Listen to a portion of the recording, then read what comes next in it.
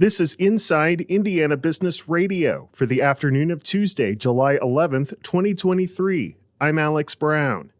The Indianapolis Motor Speedway Museum has launched the public phase of an $89 million fundraising campaign, with plans to spend the money on a major renovation and create an endowment for future investments. Executive Director Joe Hale said the goal was to completely reimagine the museum. We realized that it just wasn't a museum of the 21st century in terms of providing that interactive, that immersive, that entertaining, and educational experience that so many people expect from museums. The nearly 40,000 square foot museum will get a fully remodeled interior with a new mezzanine level and separate exhibit spaces, along with an educational area.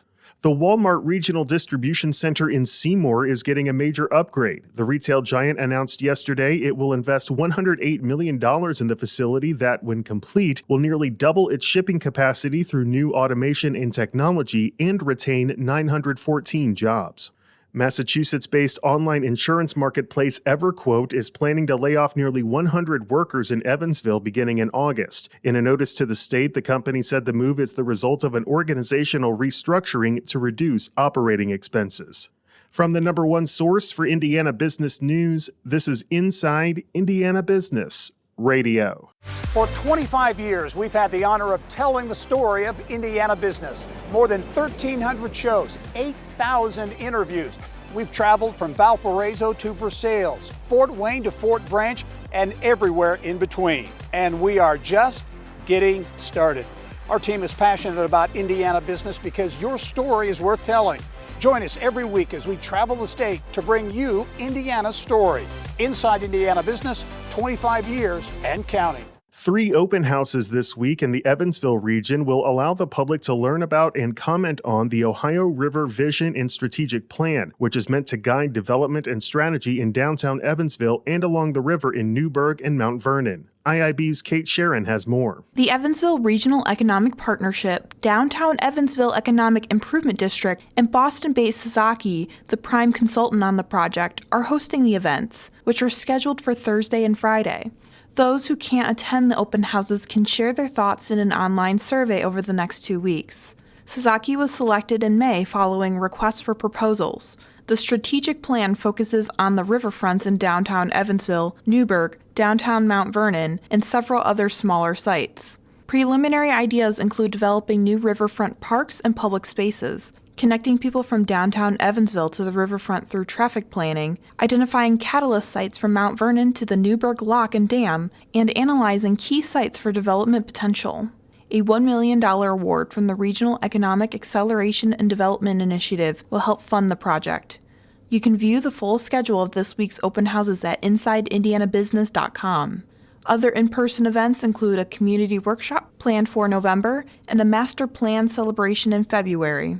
Kate Sharon, Inside Indiana Business Radio. The Indiana Economic Development Corporation has launched an office in South Korea with the goal of attracting foreign direct investment in the energy, electric vehicle, and semiconductor sectors, the state agency announced today.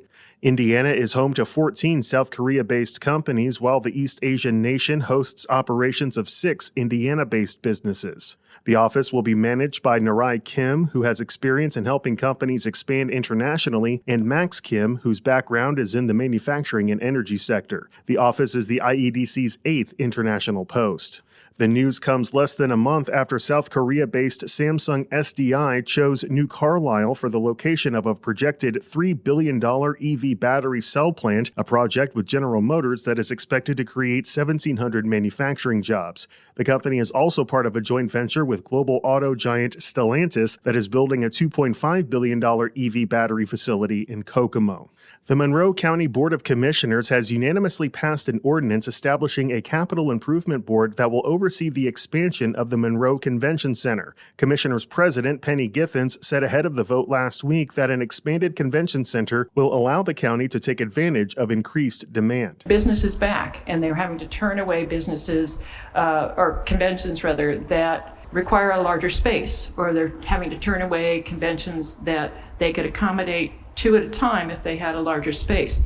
And what happens with these kinds of conventions that oftentimes they come during the week when especially our hotels are not at capacity. And so it is a way to fill those hotels, increase the taxes that we can raise to support the convention center. The approval comes nearly 7 months after Bloomington Mayor John Hamilton vetoed a similar plan to create a CIB instead of his preferred route of forming a 501c3 not-for-profit to oversee the project. The new ordinance doesn't require mayoral approval, but does still require an interlocal agreement with the city to move forward.